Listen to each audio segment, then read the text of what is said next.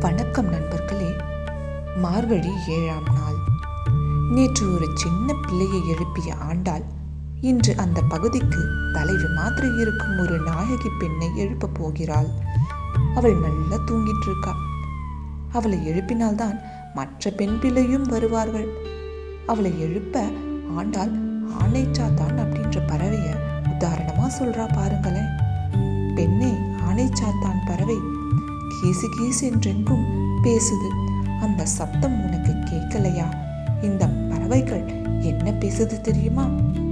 நம்ம கடவுளை பார்க்க பாட போகணும், சீக்கிரமா எழுந்து வாமா. ஆயர்குல பெண்கள் எல்லாம் விடியற் காலையில எழுந்து வேலை செய்ய ஆரம்பிச்சிட்டாங்க. அவர்கள் போட்டிருக்கும் நகைகள் எல்லாம் ஒன்றோடு ஒன்று உரசி கலகலன்னு சத்தம் எழுப்புது. அந்த சத்தம் உனக்கு கேட்கலையா? அவங்க கூந்தல்ல வைத்திருக்கும் பூவோட வாசம் அந்த இடம் முழுக்க பரவி கிடக்கு.